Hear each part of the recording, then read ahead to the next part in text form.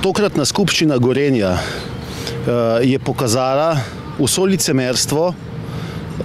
države Republike Slovenije in pa paradržavnih skladov, kapitalske družbe in slovenske odškodninske družbe. Izkazalo se je, da so naši protesti in opozorila, ki smo jih v zvezi s tokratno skupščino, pa tudi prejšnjimi, v primeru Petrola, prihajajočih skupščin Zavarovalnice Triglav, Krke in številnih drugih primerov, kjer ima Republika Slovenija ali tako imenovana paradržavna sklada pomemben delež v lastništvu, pa so hkrati s pomembnim deležem prisotni tudi mali delničarji, prišlo do situacije zelo jasno na tokratni skupščini, da je mimo sicer pravil, kot jih je kapitalska družba v pričetku lanskega leta z odmevnimi in izdatnimi deklaracijami o transparentnosti postopkov, formiranja nadzornih svetov, upoštevanja in skušanja zagotavljanja standardov dobre prakse, minimalnih standardov upravljanja družb, tako z vidika OECD-ja, kot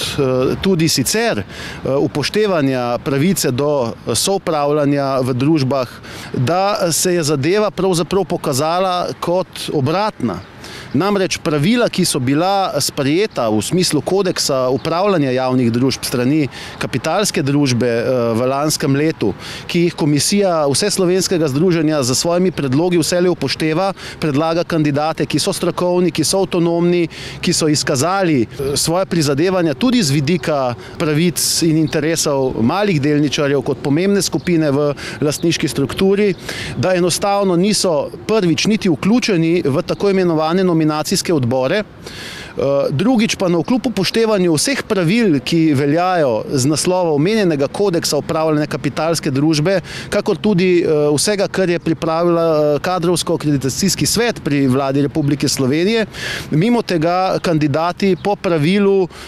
niso niti v samem predlogu, ki je podan strani nominacijskih odborov in pa kasneje glede na zakonodajo strani nadzornih svetov. Na drugi strani pa je na današnji skupščini bilo zelo jasno, da je bil sprejet nasprotni predlog, ki ga je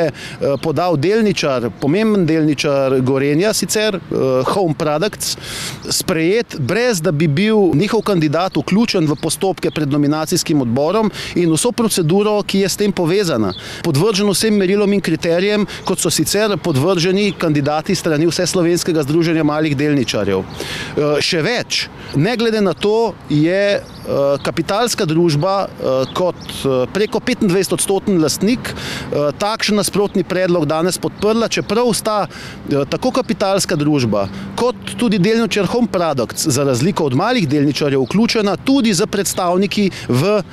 nominacijske odbore.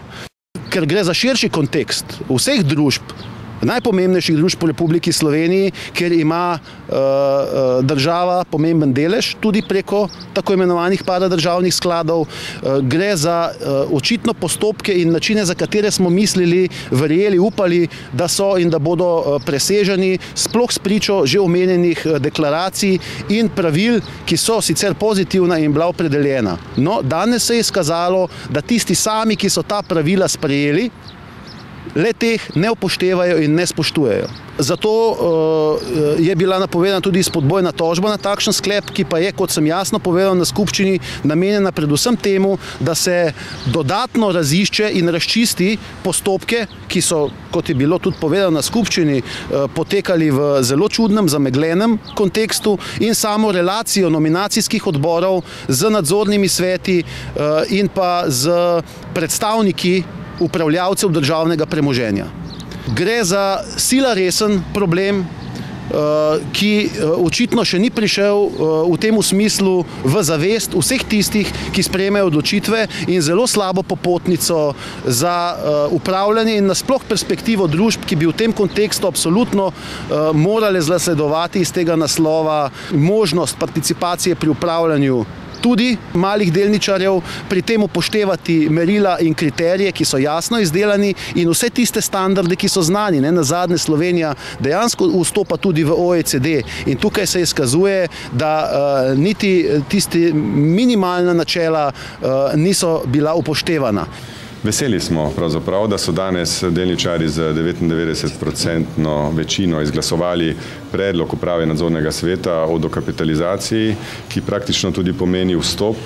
tako uglednega investitorja, kot je Mednarodna finančna korporacija v strukturo Gorenja. Nekako bo dokapitalizacija potekala v dveh krogih. V prvem krogu imamo namen, da se vključi samo IFC kot dokapitalizator, zato se obstoječim delničarjem izključi prednostna pravica, kar so delničarji danes potrdili.